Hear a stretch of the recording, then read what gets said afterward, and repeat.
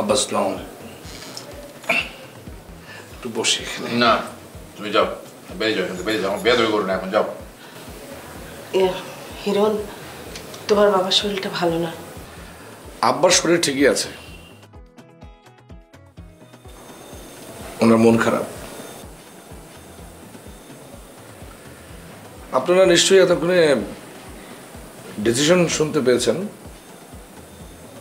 মানে আপনাদের এই বাড়িটা বিক্রি করে ফ্ল্যাট কিনে দেওয়া হবে এবং সেই ফ্ল্যাটে আপনারা স্বামী স্ত্রী দুজন থাকবেন। আপনারা কি বুঝতে পারছেন যে এরপর আপনাদের স্থানটা কোথায় হবে? শার্লক হোমস ভাইয়া, আমি অনেক চিন্তা ভাবনা করে দেখলাম, মানে আব্বা আম্মার জন্য যদি আমরা একটা ফ্ল্যাটের ব্যবস্থা করে দিই, তবে সব কিছু মিলে ন্যূনতম এখন যে বাজার রেট আছে, এই 1 কোটি টাকা মিনিমাম লাগবে। 1200 স্কোয়ার ফিটের ফ্ল্যাটে কিন্তু 1 কোটি টাকা মিনিমাম লাগবে। তাই বলছিলাম যে এইসব না করে একটা অন্য সিস্টেম করা যায় না, মানে আমাদেরকে অন্যভাবে, মানে আমাদের ভাগে কম পড়ে যাবে না সব টাকা পয়সা, সেই জন্য বললাম আর কি। হিরণ, তুমি সব কি বলছো? আরে বাবারে চুপ থাকো না, কথাটা বলতে দাও না। কেন ভাইয়া বলেন তো ভাইয়া, ঠিক বলেছি না? তুমি বোকার রাজ্যে আছো হিরণ। আমার প্ল্যান আছে। কি? আমি এই ধরো 1010 টাকা দিয়ে আব্বা আম্মা একটা ছোট বাসা ভাড়া করে দিব, ওরা ওখানেই থাকবে। ভাইয়া, এসবের মানে কি বলতো? হ্যাঁ ভাইয়ার আমি একই লাইনে আছি। হোয়াইট 1010 টাকা দিয়ে বাসা ভাড়া করবেন, সেটাও তো ভাইয়া একটা বিশাল ইনভেস্টমেন্ট। আমার মনে হয় এর চেয়ে তো কমে যাই আমরা একটা সিএনজি মানে সিএনজি ভাড়া করে ওখানে 2 বুড়া বুড়িকে উঠাই দিয়ে সোজা বৃদ্ধাশ্রমে পাঠাই দিই। 250 থেকে 300 টাকা খরচ হবে বৃদ্ধাশ্রম। আমি তো তাই প্ল্যান করেছি। তাই?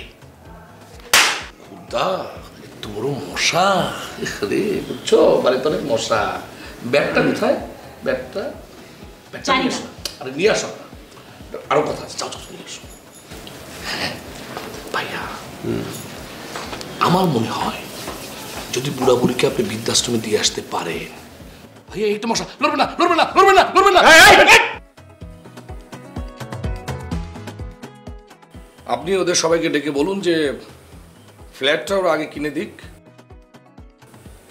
তারপর আপনারা আপনাদের বাড়িটা বিক্রি করবেন, তার আগে নয়।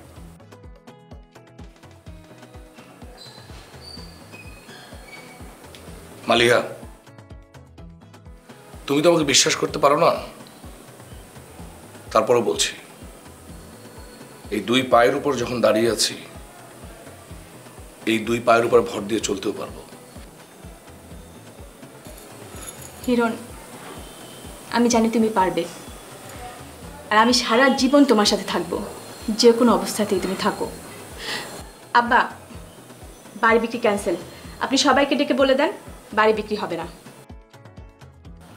আব্বা, আপনারা ইঞ্জিনিয়ার ছিলেন, চিফ ইঞ্জিনিয়ার, কত বাঘা বাঘা কন্ট্রাক্টর আপনি এক হাতে চালিয়েছেন না? এখনো না আপনি আব্বা বাঘের মতো গর্জন করে ওঠেন? আমি আর মালিহা কাল সকালে এখান থেকে চলে যাচ্ছি। কাল থেকে আপনাকে আর কেউ এভাবে সালাম দিয়ে বিরক্ত করবে না আব্বা।